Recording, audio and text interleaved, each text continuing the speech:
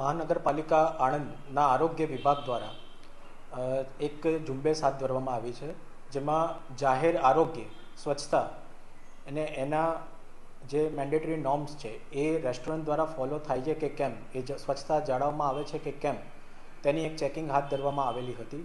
જેમાં જુદી જુદી રેસ્ટોરન્ટ્સની અંદર ટીમ બનાવી અને રેસ્ટોરન્ટ્સની આકસ્મિક તપાસણી હાથ ધરવામાં આવેલી હતી.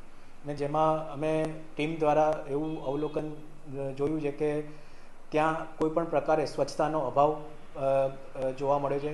એમાં ઘણી એક્સપાયર્ડ ડેટવાળી વસ્તુઓ ત્યાં વપરાશ થાય છે એ જોવા મળે છે. જાહેર આરોગ્ય સાથે જ ચેડા કરતી ઘણી વસ્તુઓ ધ્યાને આવી, જો કે પાણી છે એની અંદર મચ્છરોનો ઉપદ્રવ અને બ્રીડિંગ પણ જોવા મળેલ છે.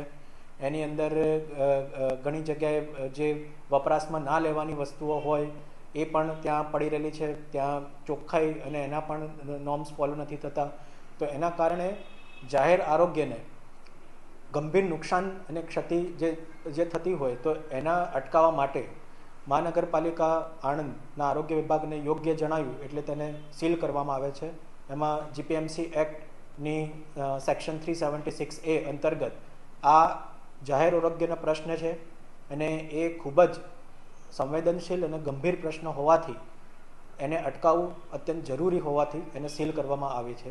અને આ એક સાવચેતી રૂપે એક આ પગલું ભરીએ છીએ, જેથી કરીને ભવિષ્યમાં પણ આ કોઈપણ જે પણ આપણા નગરજનો છે એની સાથે કે એના સ્વાસ્થ્યને સાથે કોઈપણ પ્રકારે આવી કોઈ ક્ષતિ ચલાવી લેવામાં નહીં આવે, એ અમારો એક સ્પષ્ટ એક મેસેજ છે. એટલે તમામ જે એકમ છે, તમામ જે એક રેસ્ટોરન્ટ્સ યુનિટ્સ છે, એને અમે એક વિનંતી કરીએ છીએ કે આપ સૌ આપના જે પણ એકમની અંદર સંપૂર્ણપણે સ્વચ્છતા જાળવો. એની અંદર કંઈ પણ પ્રકારે આવા એક્સપાયર્ડ ડેટના પ્રોડક્ટ્સને એ બધાનો યુઝ ના થાય. જે પણ રો મટીરિયલ્સ યુઝ કરો એની અંદર પણ એના FSSAIની ગાઈડલાઇન જે છે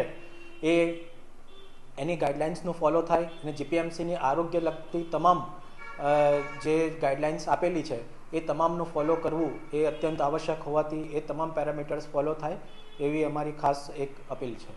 અને જો આ ગાઈડલાઇન્સનું કંઈ પણ વાયોલેશન જોવા મળશે તો આગળની આ પ્રક્રિયા હાથ ધરી આગામી સમયમાં પણ આ પ્રમાણે જીપીએમસીની સેક્શન પ્રમાણે આગળ પણ સીલની કાર્યવાહી કરવામાં આવશે.